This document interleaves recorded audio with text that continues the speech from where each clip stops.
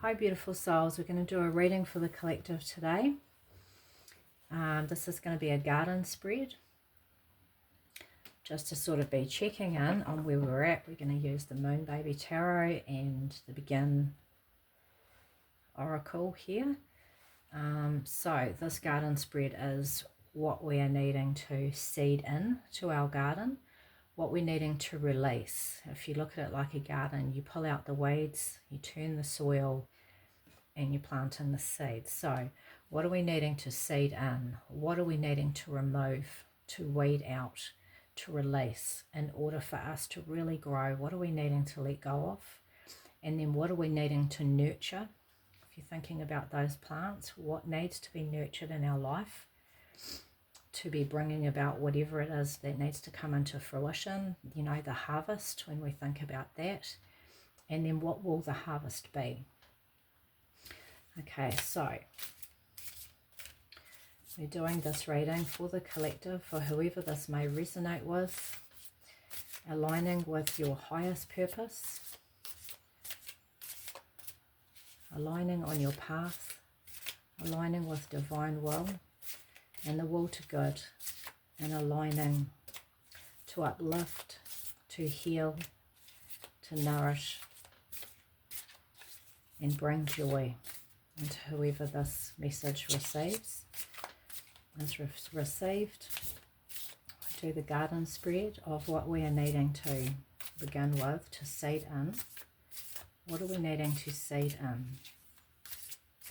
What seeds are we needing to be planting?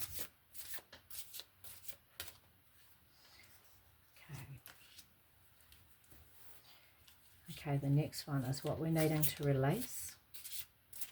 What are we needing to release and let go of in order for our garden to really grow? What are we needing to release so that we really can grow to the fullest of our possibility, to support our journey, to support our growth? What are we needing to release and let go of?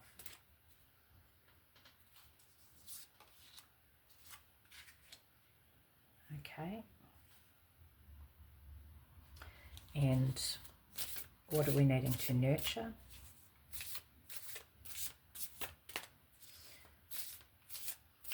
What energy are we needing to nurture?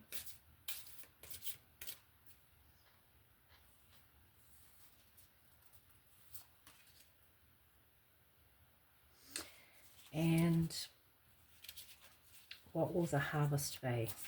What is the medicine that we will be taking from our garden? What is the harvest?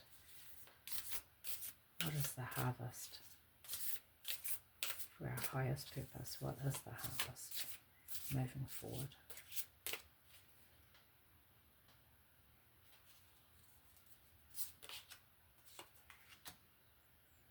Okay. Right, we'll do the oracle soon. Okay, so when we look at the seeding in, the world is a card of completion, it's a card of growth, it's you coming out of a cycle and coming into a new set of growth when we look at the number 3. So maybe we're needing to seed in that there is a completion and to let go of something. There is a completion of a cycle and you're coming into a new cycle. Sometimes even that new cycle may feel scary, especially when we don't know and everything's not laid out. When we come into adulthood, as people, we want things to be laid out. We want to see the plans. We want to have the structure in place. We want it all, the T's to be crossed and the I's to be dotted. We want everything to be safe and secure. Maybe we can't see what's happening within this new cycle yet, but there is a new cycle, and this is a really good card. It's not something to be fearful of. When we step through this is a celebration card. It's a time of completion. It's a job well done. And so now you're needing to seed into what this new thing is looking like and being brave, especially when we're looking at the full. This is a really good card, and it's something to really be celebrated and to celebrate yourself at this time for something well done. You're coming into a new cycle. Something's been completed and you're coming into a new cycle. So when you were thinking about seeding in, what we're needing to plant is maybe the joy, the possibility, the planning, but also the energy that we're embracing. Are we open to this new cycle? Maybe we're needing to seed in an openness to this new cycle, especially when we look at the Fool, when what's needing to be released. The Fool is about stepping out into the unknown. The Fool doesn't care about having a map or a guidebook or a clear path. He doesn't care what his next meal, where it's going to come from. He has a very small amount of things that he carries with him. So we're being asked to release anything that no longer serves. He doesn't carry a whole lot of baggage, which is one point with the Fool. And really the energy to be embraced with the Fool is complete faith, throwing caution to the wind.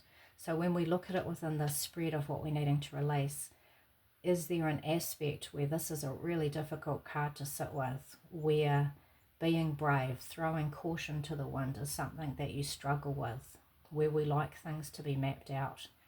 Is this a hard energy to be able to just boldly go where no man has gone before, so to speak? So when we think about you're seeding in something new, this is happening. This is a celebration, and we're seeding it in. We're open to this. But maybe we have some ambivalence around this area of being brave, of having faith in the journey laid out for us. So it's releasing the needing to have the roadmap. We're really being asked to be brave like this Fool here. And so if this is something that is difficult, and this is a difficult energy to sit in, to be brave, then maybe this is something that you need to be looking at as well, and to really step into what this archetype really uncovers and encases is bravery. Having that faith in the openness and the expansion that this journey really offers for us, instead of feeling fearful about it. We like things to be consistent and predictable. So maybe the fear around things being unpredictable is needing to be released. And instead of looking at it as a possible threat and things not being safe, look at it as a wondrousness. There is some new energy, and this is a real celebrating energy. It's not something to fear. Now, what we're needing to nurture is the Ten of Swords. The Ten of Swords is a completion, and so we're really being asked, even though this is a heavy looking card, and it is sort of like the dark night of the soul, there's been a lot of heaviness, there's been a lot of mental anxiety and mental chatter and feeling really locked in, locked down. The 10 is a number of completion, so this cycle is being completed. So we're being asked to nurture a new way of thinking, openness of the mind again, a new beginning when we're thinking about our mental responses and processes, and how we think about things and the lens in which we look at things. Remember that where the mind goes, the body follows. Where the mind goes, things manifest. And so when we're thinking, we're ultimately manifesting on many levels. If we're fearful and we're thinking the worst, it definitely sets the tone on what's going to be coming into our life. So when we look here, there's this beautiful energy. It's asking us to be carefree. So we're needing to nurture releasing old thought patterns that no longer serve us. Recognizing these old thought patterns, recognizing the limited thought patterns, recognizing the fear loops in our mind that we have, that everybody has through the trials and tribulations of life, especially when you look at this area. So mental anguish, within these last two cards, we're being asked to release it. We're being asked to look at thought patterns and stepping into a new way and nurturing a new way to be thinking. New thought patterns, openness within our thought patterns that are having more faith in our journey, more faith in ourself, more faith in life. This is what we're being asked as we step into this new journey. And the medicine here is the Three of Swords, which looks, the Three of Swords can represent painful situations that have been, This is 3 is a number of growth. So the energy is growth of the mind, especially when you look at the Ten of Swords. We're being asked to release the heavy mindsets. Let them go. They are old and they need to be rejuvenated and refreshed with an openness. This is a number of growth of the mind. So where things have been hurtful and have caused, the hurt has caused mental anguish and anxiety, and the way that we show up in relationships with others, relationships within ourselves, relationships within life, we're being asked to nurture this space in a way that there is growth again of the mind, coming out of stagnantness, coming out of feeling locked in, and almost when we think about how we relate to others in relationships, as an example, how are we relating? Are we relating through the lens of how things have been in the past? So the harvest here is that this would be the reverse meaning for this. Instead of us looking at how we relate to things in the past, that we relate more in our relationships with others, more in how we relate to life, more how we relate to ourselves, mentally speaking, in a balanced way where even within relationships there's a cooperation within these relationships moving forward. So when we look at how we relate to others, this cooperation, that we're not giving more of ourselves than we are receiving back, that we're no longer a doormat, that there is a level balance within our relationships with others. There's a balancedness and a balanced mindset in how we relate to life itself. So there's really being asked, and the medicine is growth of the mind here. The cycle is being completed. The old things are being falling away. This is the sun in Gemini. The sun is rising again, and when the sun rises again, there is possibility and hope for a new day, a new beginning. And so this is this energy. We are being asked to really step into this growth. This is the medicine, this is the harvest, this growth of the mind now, and taking us away from this energy. The sun is rising into a new day. The sun is rising into a new day, and we embrace it with faith. And we celebrate the journey so far and the completion of some of these heavy cycles. And we're coming into a new journey, and we embrace it with a growth of the mind, where we're looking through to this journey with a new lens, which is a lens of faith and hope and wonder at the possibilities, instead of fear, looking at the journey with wonder and with faith. Faith that we are loved, that we are guided, and that all is well.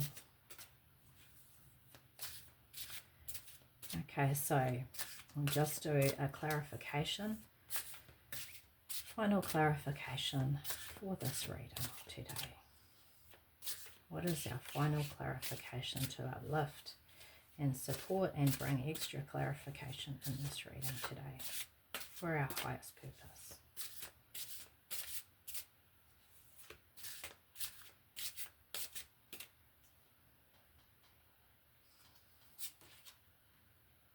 Okay, and we have the magic within, which is a beautiful, beautiful card. Remembering the magic within.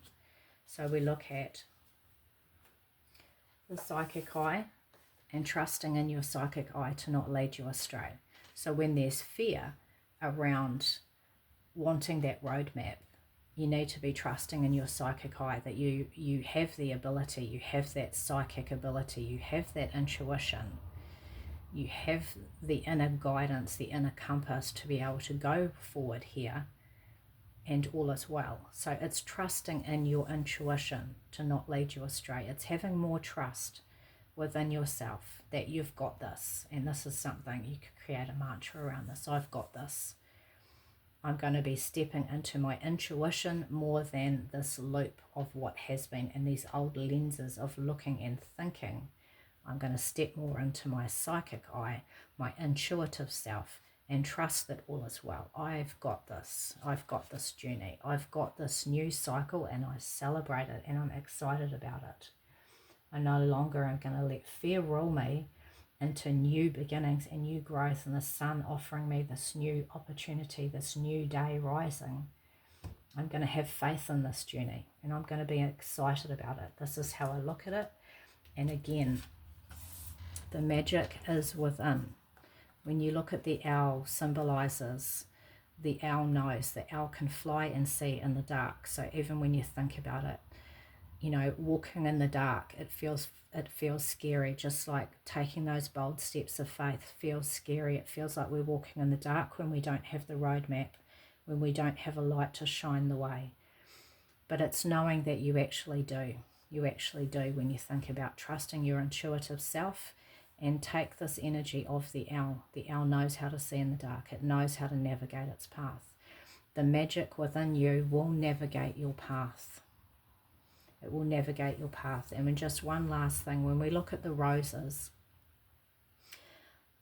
life isn't all a bed of roses, as they say. Now, within the roses, there are thorns, and it's sort of looking at life within that analogy, that these beautiful, wondrous roses that are so beautiful to look at, their flower essence, their flower medicine is so beautiful, their essential oils are absolutely amazing and so expensive. They are so precious. The rose is one of the most precious of plants, but they have thorns, just like life. Life is so beautiful and precious, and we do come across the thorns. However, we still have the beautiful medicine as well.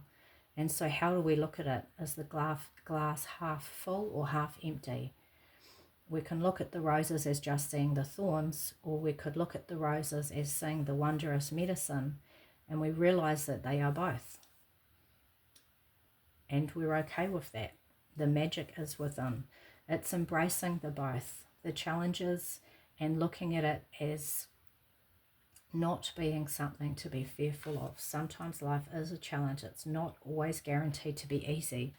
But when we trust that the magic is within us, that we can navigate ourselves, when we trust our intuitive processes more than the fear and the anxiety, because sometimes that leads us wrong when we're only trusting our mind. Our mind wants things to be safe, whereas we need to embrace new adventures and journey through having faith once more. And this will lead us onto a wondrous path. When we're only in this energy, we're very rigid and blocked and stuck, and there's no growth and there's no possibilities. So when we embrace this energy more, we trust our intuitive self, and we have the inherent knowledge that we have the magic within us, and we can find our navigational owl. We can lean into this energy. A whole new world opens up. A whole new world opens up with faith and beautiful possibilities. Okay, so that is our reading for today. I hope it uplifts you, supports you, encourages you, and serves you well today. In love and grace, may you go well.